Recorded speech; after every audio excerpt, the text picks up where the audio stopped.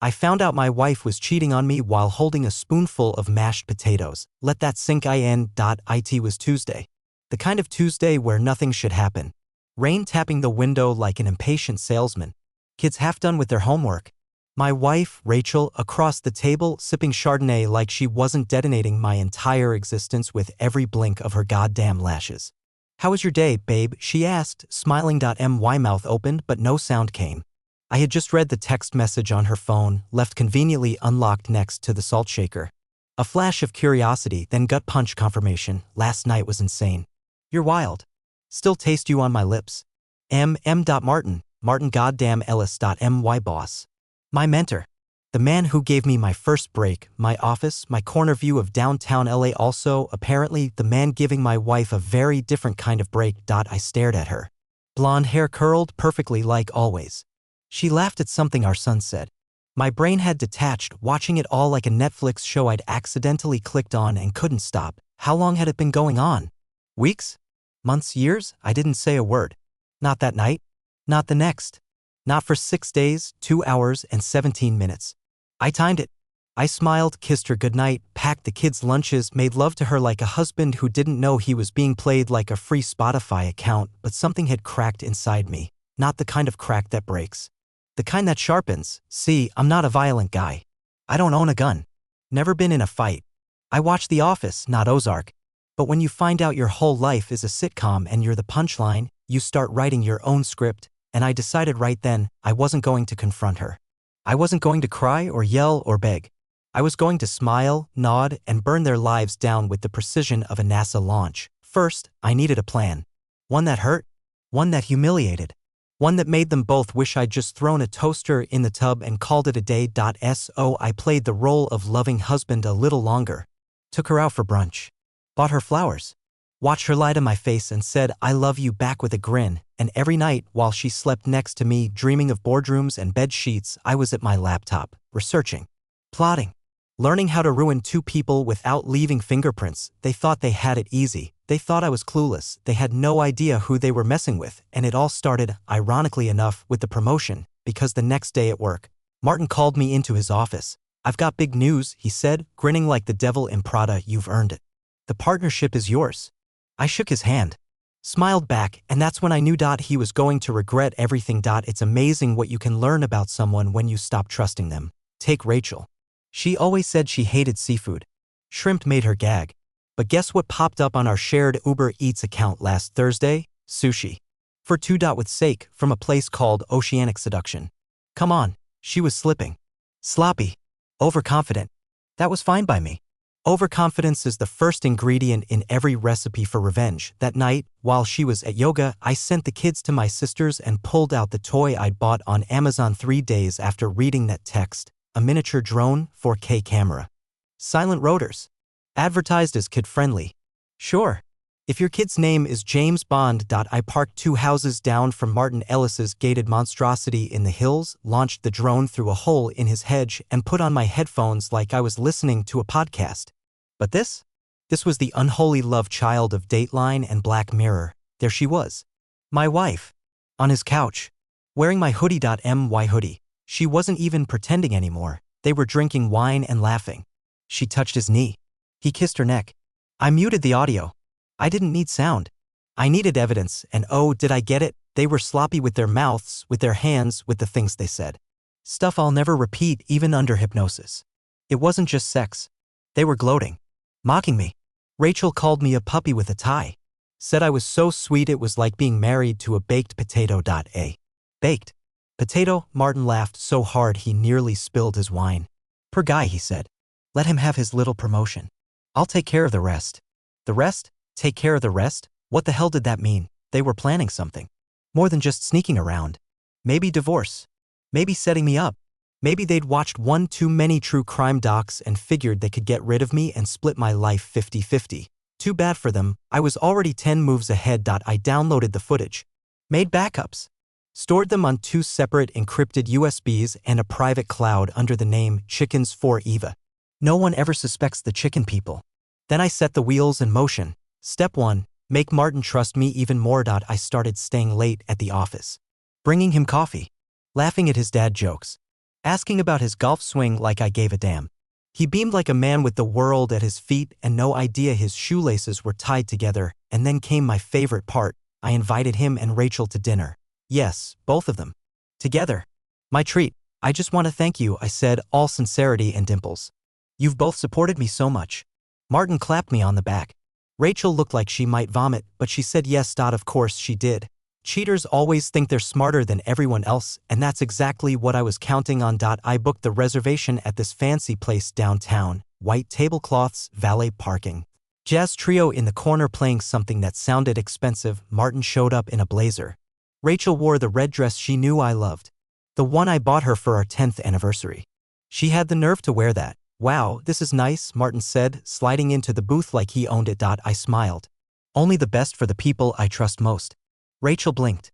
I could see her brain buffering like a bad Wi-Fi signal. She was trying to figure out if I knew. If this was a trap. If I was going to flip the table and start swinging with a steak knife, but I didn't. Instead, I ordered wine. Toasted to friendship. Laughed at Martin's terrible story about the time he accidentally replied all to a company-wide email with a selfie. Rachel forced a giggle.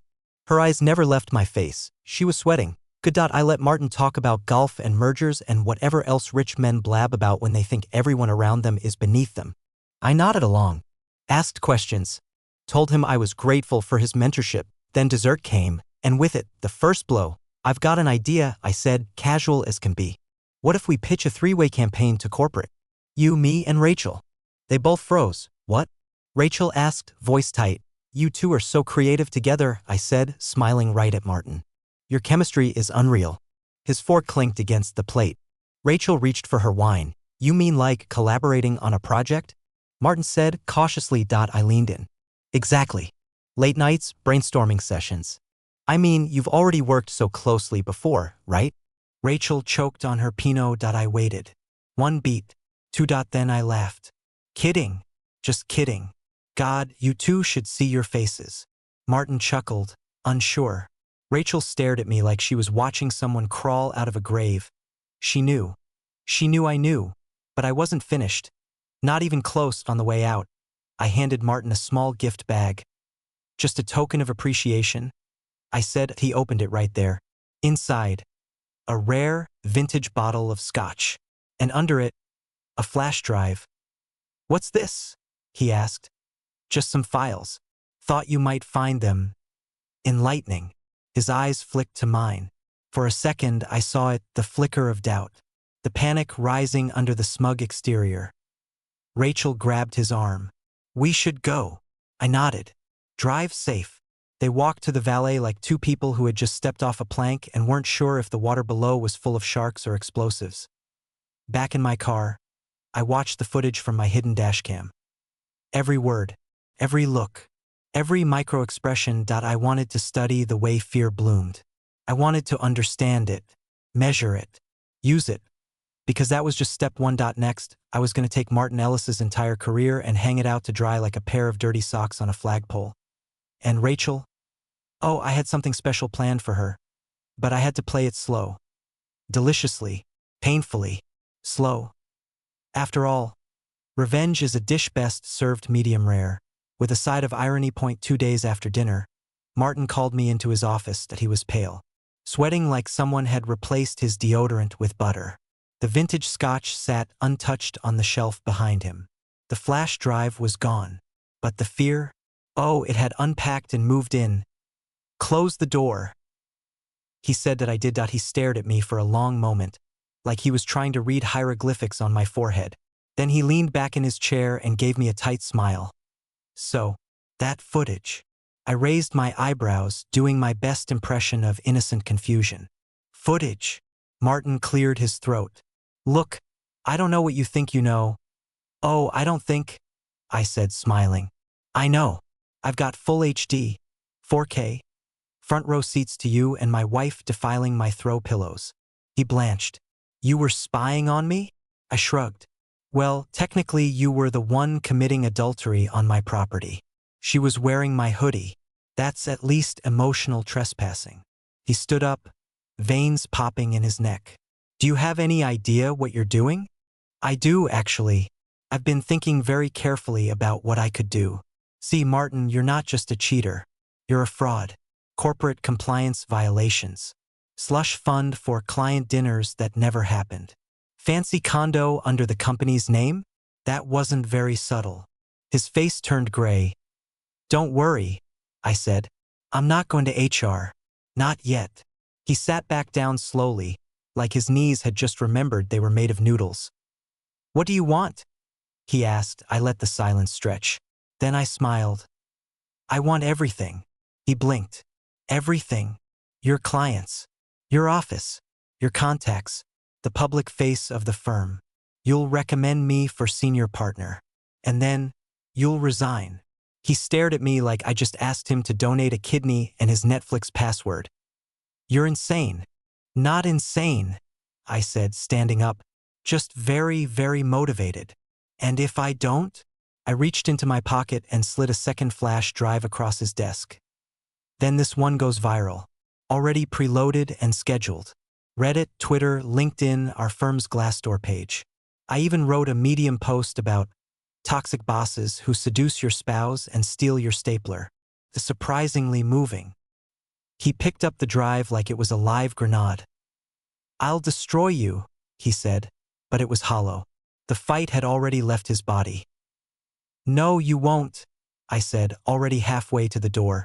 Because you're not in charge anymore. I left him there, slumped in his $1,000 chair, wondering how the hell the guy he used to call Buddy just turned into his worst nightmare. That afternoon, he sent out a company-wide email announcing his early retirement to pursue creative ventures. Everyone clapped. I brought cupcakes. Rachel called me that night. I let it ring. She texted, "What did you do to him?" I replied, "Just a little professional development." She didn't respond, but I wasn't done with her. No, not by a long shot. Martin was the rehearsal. Rachel, she was going to be opening night. Rachel knew. She didn't know. No, not the full scope. But after Martin's sudden retirement, she started watching me like I was a crocodile in khakis. She stopped leaving her phone out, logged out of shared devices, suddenly developed a deep and suspicious love for yoga, switched to green juice and silence. But here's the thing about liars. Once they start living in fear, they unravel all by themselves. I didn't even have to say a word. I just waited, polished my shoes, perfected my smile. Then I sent her flowers, 3 dozen roses, blood red, hand-delivered to her office with a note that said, "For the love of my life, the one who always keeps me guessing." I knew she'd assume it was Martin. Her assistant said she threw them in the trash. The next morning, I left a note on her car windshield. I saw the sushi receipt. Oceanic seduction? Bold. She was 45 minutes late to work. By Friday. She looked like a raccoon in a power suit. I brought her coffee like a doting husband. You okay, babe? I asked sweetly. She nodded too fast that I knew I was close, so I made my move. Saturday night, after the kids were at my mom's, I invited her out. Said I wanted to reconnect. She looked wary but agreed. I picked a cozy rooftop bar with string lights and overpriced tapas. The kind of place you go to pretend things are okay. We sat. We drank. We played pretend. She looked out over the city and said, "You've been different lately." I sipped my old-fashioned. Different how? I don't know. Calmer. Smarter. Scarier. I smiled. That's a hell of a compliment. Then I leaned forward, lowered my voice. Tell me the truth, Rachel. How long were you sleeping with Martin? She stiffened. Excuse me? You heard me. She looked around, like witnesses might swoop in and arrest her marriage. It wasn't serious, she said finally. It was stupid. A mistake. I nodded slowly. And the other ones? Her eyes widened. That half-second of silence was louder than a confession. What are you talking about? You really should use stronger passwords, I said, sipping casually. She swallowed hard. You went through my email? No, just your Dropbox. Rachel, you really shouldn't label a folder taxes 2021 and put photos of you with 3 different guys inside it. Her jaw dropped. One of the guys was our neighbor. Another was her former personal trainer. The third Well, I didn't even recognize him. Probably someone she met at yoga. She stood up, trembling. I can't believe you spied on me. I stayed seated. You cheated. Multiple times. I just watched the replays. She opened her mouth to defend herself. I cut her off. I'm not here to argue. I'm here to offer you a choice. She froze. You can leave with your dignity, I said calmly. Or I can take that from you too. Rachel blinked. What does that mean? It means I've already filed for divorce. It means I have a folder ready for your parents, your boss, the school board, and your precious Instagram followers. It means I will turn you into a case study in what happens when you play games with the wrong man. She sank back into her chair, stunned. But, I added, if you agree to a clean break, no alimony, no custody battle, just walk away, then we never have to speak again. You get to keep your image. She stared at me, eyes full of rage and something else. Respect, maybe, or fear, or both. You really planned all this? She whispered. I nodded. You married a baked potato, but turns out I'm a loaded one, with bacon. She actually laughed, just once, a bitter, broken sound. Then she said, deal. The divorce went through like a greased bowling ball. No drama. No courtroom. No custody battle. She signed everything. Gave up the house. I kept the kids, the car, even the dog, and she loved that dog. She left town, moved to Seattle, started a blog about healing and kombucha or some crap. I didn't read it.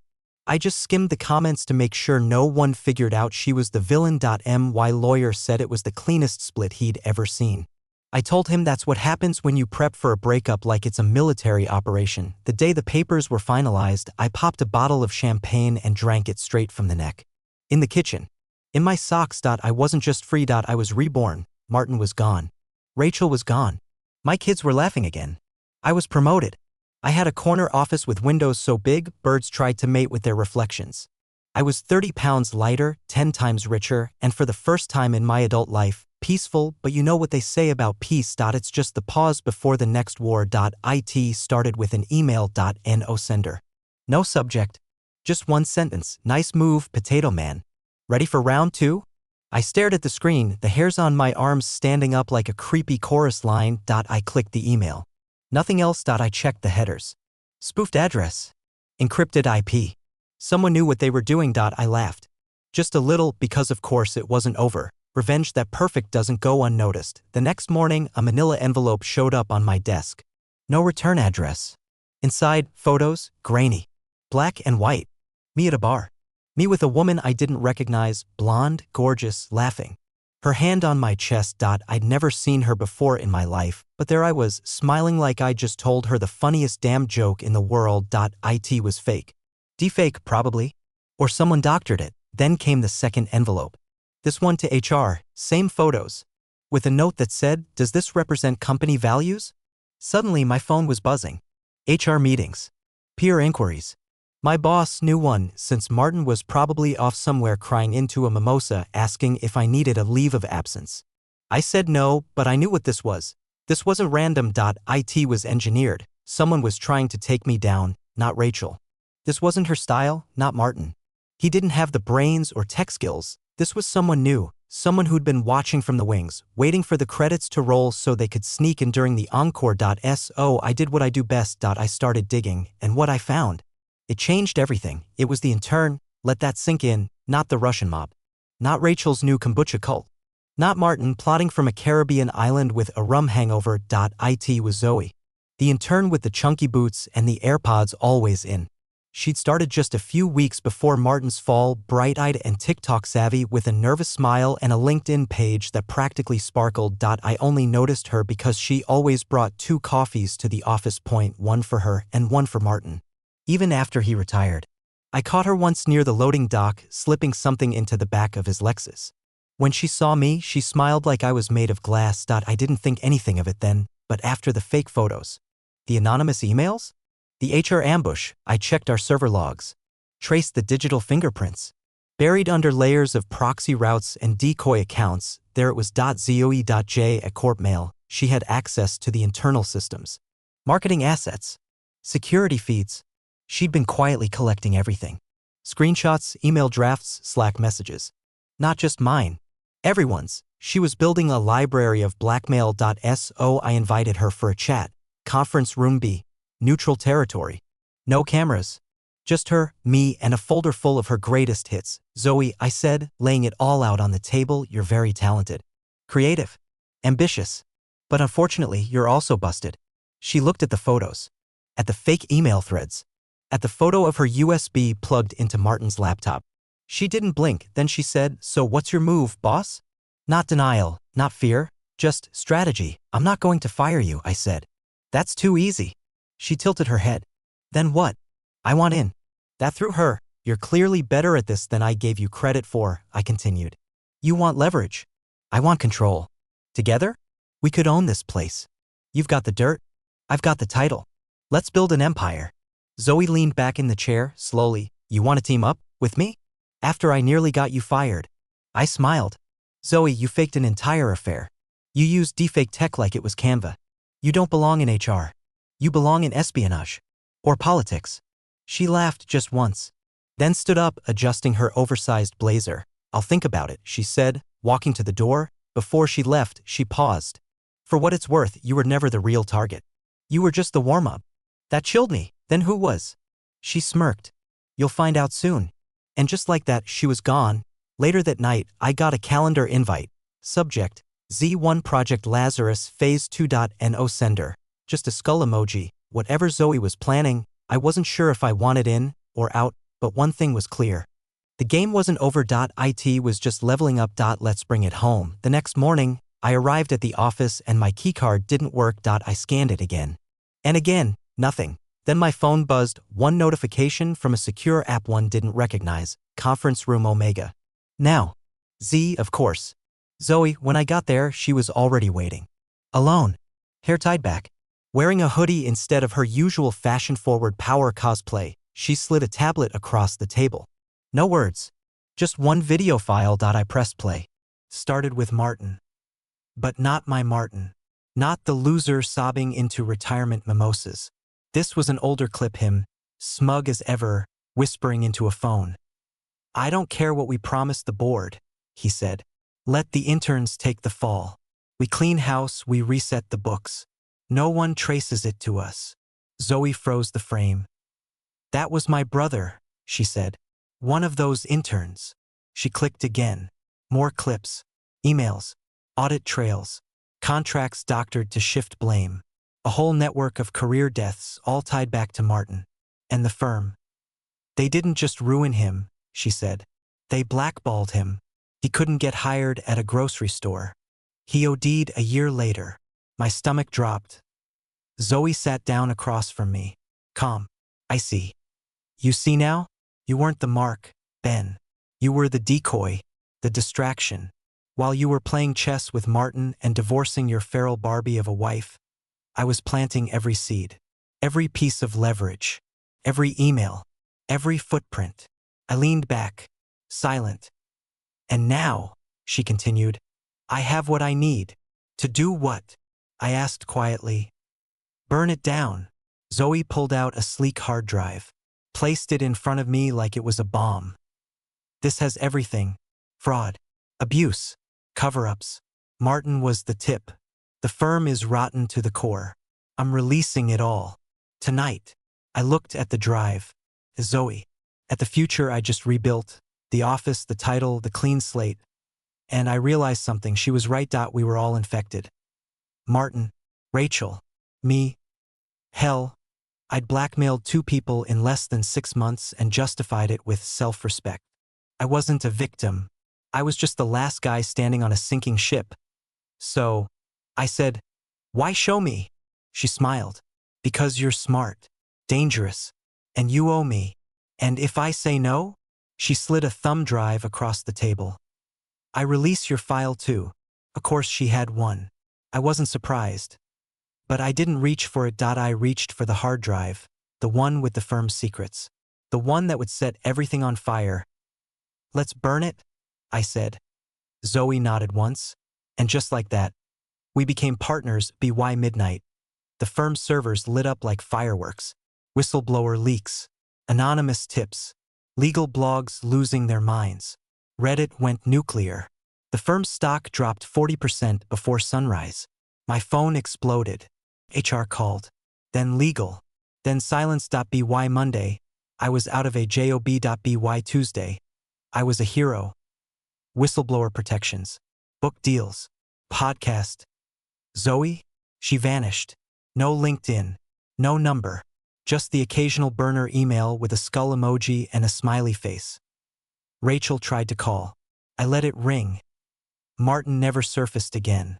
Rumor is he changed his name and runs a vineyard in Portugal.as for me. I sit by the pool now, laptop in hand, writing the next chapter. Literally. It's a memoir. The promotion. How I lost my marriage, my job, and my mind, and still came out ahead. The last line? Never underestimate the intern. The END. If you like the story, subscribe to our channel and share your impressions in the comments. It's important for us to know which stories will be interesting to you. We try to post new stories every day.